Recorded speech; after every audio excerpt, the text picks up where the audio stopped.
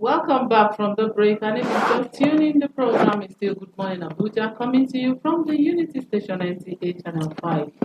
And now we have another guest with us in the studio, and this time around we want to talk about the present economic reality.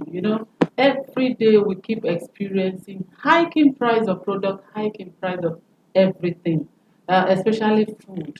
And this period of celebration, talking about Sallah celebration, we noticed a lot of things, and that is why we are here to talk about it. The reason we experience hiking price during festive periods.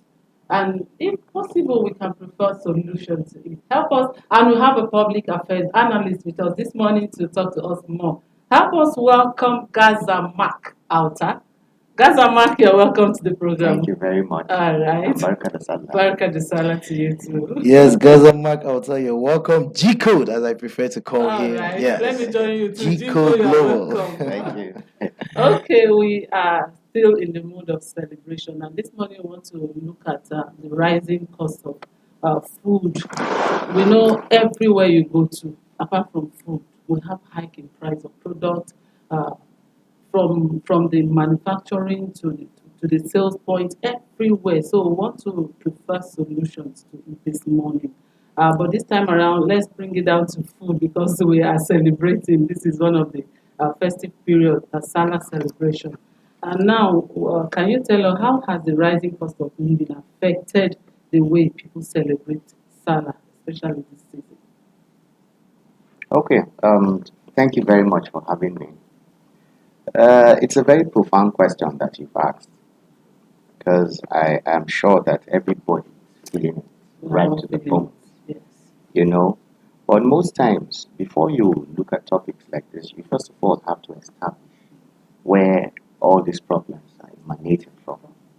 You see, there are some certain government policies that have been taken that, of course, will have an effect on the livelihood of our people.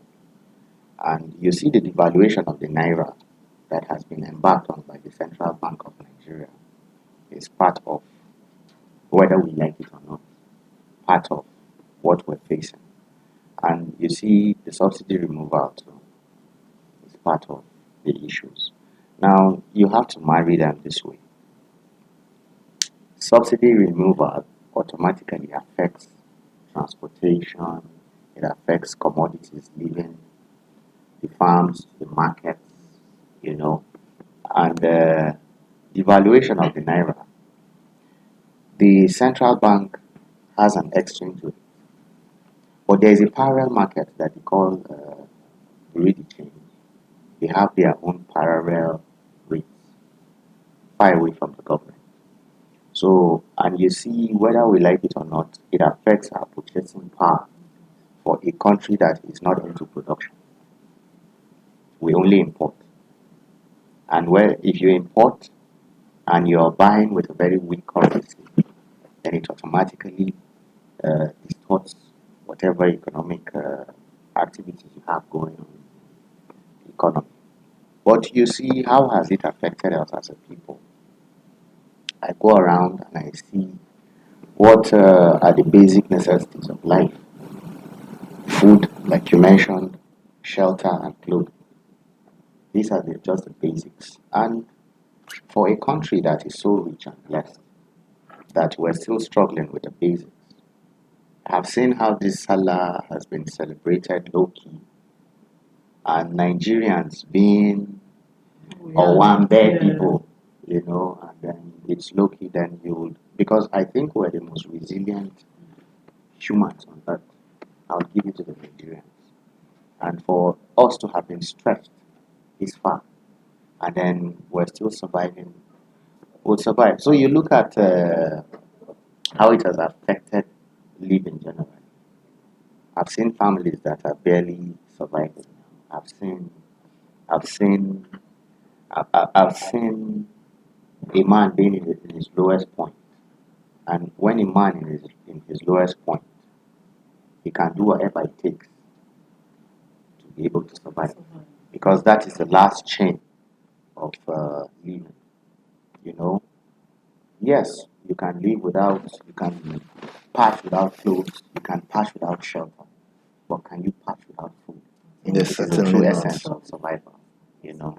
So yes, these are desperate times, but again, when you look at the economic policies, um, I, I, I respect the boldness of our president because at some point, whether you like it or not, there are some decisions that you have to take.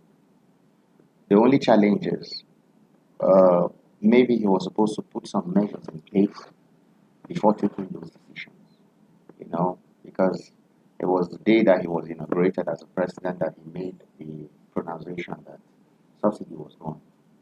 And some of us were hoping that there were supposed to be some measures in place to cushion the effects of what was coming.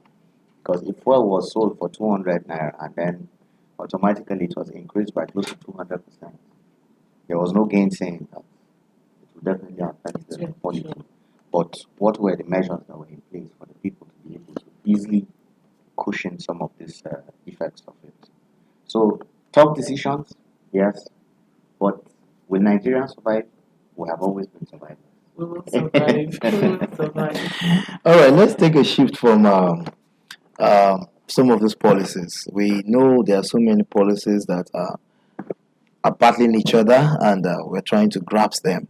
However, let's talk about consumer behavior. Are there behavioral patterns of we, the consumers, Nigerians, that we could point at and say, yes, it's responsible for the high cost of living? I would say yes.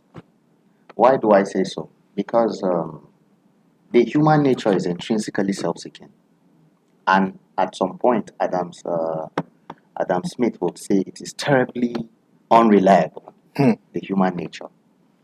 So yes, uh, we have our own misgivings too, as to if we have contributed to some of this. For example, when you look at the animal kingdom, like the ants, for example, they have the tendencies of not just providing for the present, but saving for the For the future. future. You understand? And like my father will always say, there is a lot that we can learn from the ants, Hmm. you know. And correlating it now with our own behaviors, I think right after the inception of our independence, there are some things that we should have hammered on, Hmm. and which has to do with morals, Hmm. which has to do with the value system. And that is why I find it most captivating that it is captured on the emblem of Nigeria: unity and Peace. strength, Peace and progress. peace and progress. These are the major variables and fundamentals that are supposed to actually serve as a fulcrum of any society that should survive. So if I, for example, go to the market, and because tomorrow is Sallah, and then the market man or the market woman is taking advantage of my own predisposition now to hike the prices because he knows that I'm in need of it, then you see our morals and our value chain has degraded. Hmm. But what will make the morals of a man to degrade? It is definitely, first of all, to survive, and then maybe to plan for the future. So if he doesn't have, and then it goes back to, for example, in the public service, you hear a public servant who is maybe on level 10 and his take home salary is maybe 120. What are the true economic realities of paying a public servant 120,000 naira when he has a file on his table that if he takes advantage of it, leaves at the end of the month close to 1 million naira? So where do we marry some of this? I would like to say true lies that we tell ourselves, because these are true lies, and so it even goes a long way to explain why you see the NLC and the federal government are still at par with what is supposed to be paid to a civil servant As minimum wage. as minimum wage. Hmm. What is the definition of minimum and what is a wage? You know, so I personally feel that if we go back to our value system, the value chain is brought back, our morals are worked on, then you ask, why is it that an American can die for his flag? Wherever he sees the flag hanging, his distance sprouts. Why? So there has to be something that will really make us loyal to the country. And by being loyal, now we're going to be humane to ourselves. So that even if those structural behaviors are showing themselves, you will be able to at some point say, oh no, I'm human enough. And there is a possibility that what this man is going through is the same thing that I might go through. Yes. And then we don't take advantage of ourselves. Thank Yeah. you. Very quickly, I want to look at standard measurements. It will seem like Nigeria does not have a standard, generally acceptable measurement for, say, selling farm products. Remember, let's come down to food now. Say, for example, I buy maize in Kaduna, and then I come down to Abuja and say maybe I'm buying the same maize, or I'm trying to measure that same maize I bought from Kaduna here in Abuja. I'll find there are shortages. Under whose purview is this supposed to be? This having a unified standard for selling, for buying. Just as you said, there should be able to marry the parallel market and the banks and the BDC. What about common, like, we don't know the BDCs, we know the rice and beans sellers. Okay, I think before he responds to the unifying it, let's go on this break and come back so that he can respond more. Yes, we have been talking about the rising cost of food. Let's go on this quick break. When we come back, we are still here to talk to you more about it. Don't go anywhere. Welcome back, and if you just tuned in, the program is still Good Morning Abuja, and the topic we've been discussing is the rising cost of food, and we have our public affairs analyst with us. Yes, Mark, before we went on that break, he was trying to talk about how we can really marry so many things together To have a to have a standard. standard. Yes. Now, you see, this is where the idea of subsidy should come in.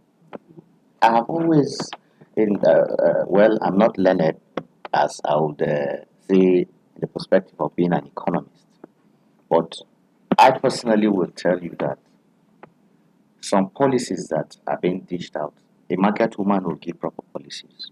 And that is why, even when I'm taking policies, I have to feel the pulse of the market woman. If somebody who brings something from Kaduna, and that you said in Abuja at par, that is where the government is supposed to. Let's place subsidy on agricultural products. Instead of saying we're placing policy on fuel, we're placing policy on premium gas, let's place subsidies on agricultural produce. Now, 70% of most of the produce from the villages don't get to the market. They perish. How can we cut? How can we mitigate against?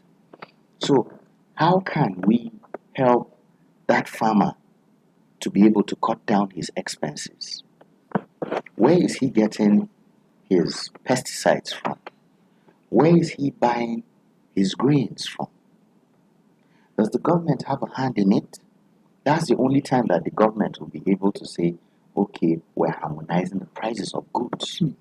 Because the farmer who comes from Kaduna has had access already to how to transport his goods from the market, how to get minimum cost of pesticides, how to buy improved seedlings, So even when he comes to the market, already the competition in the market stabilizes it.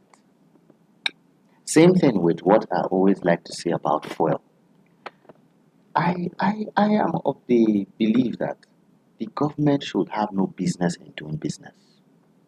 Leave the business to the businessmen, but you be as a referee, giving offering policy guides. Hmm. For example, the fuel sector.